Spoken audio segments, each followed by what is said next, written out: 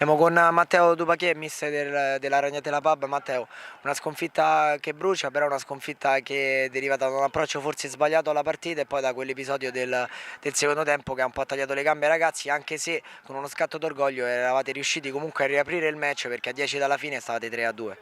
Sì, abbiamo regalato un tempo, non siamo scesi in campo con la giusta cattiveria, sapendo anche l'importanza della partita, quindi questo forse è colpa mia, non ho dato giusta carica ai ragazzi, però un tempo regalato su sto campo abbiamo commesso due errori eclatanti che possono succedere, però questa è una partita fondamentale che non dovevamo sbagliare.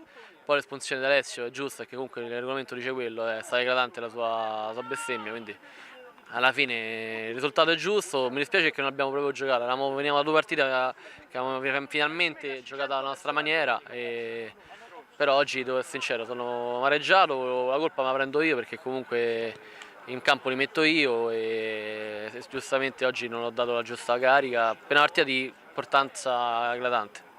Senti, avevamo detto nell'ultimo comunicato mancavano 6 finali diciamo, al raggiungimento dell'obiettivo prefissato che è quello dei playoff. Cosa cambia dopo questa sconfitta? Cosa dovrà fare la Ragnatela insomma, per raggiungere questo risultato? Cambia poco, abbiamo altre 5 finali, però dobbiamo cercare di vincere tutte.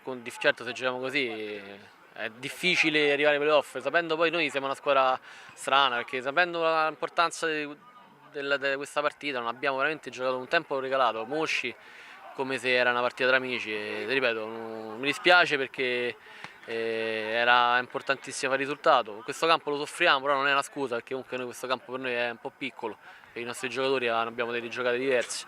Però ti ripeto, è colpa mia e lo dico onestamente perché oggi forse veramente non ho trasmesso la vera importanza della partita. La prossima con il De Angelis?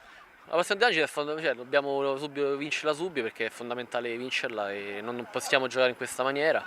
E, ti ripeto, oggi è inutile avere i nomi se poi comunque in campo non si mettono come si dice le palle. E, ti ripeto, la prossima è da vincere assolutamente, se no i playoff ci sogniamo e faremo un campionato di media classifica che questa squadra non merita per il livello che ha. Però ti ripeto, sono amareggiato perché veramente non era importante, era decisiva, secondo me anche decisiva. Il calendario ci diceva comunque le partite che per noi potevamo vincerle tranquillamente tutte, adesso ne abbiamo solo 5. Vediamo di cercarle di vincere tutte, sarà difficile, però dobbiamo cambiare subito atteggiamento. Sono sicuro che dopo anche loro saranno arrabbiati dopo questa prestazione e tireremo fuori l'orgoglio della Ragnatela che sicuramente uscirà fuori la prossima partita.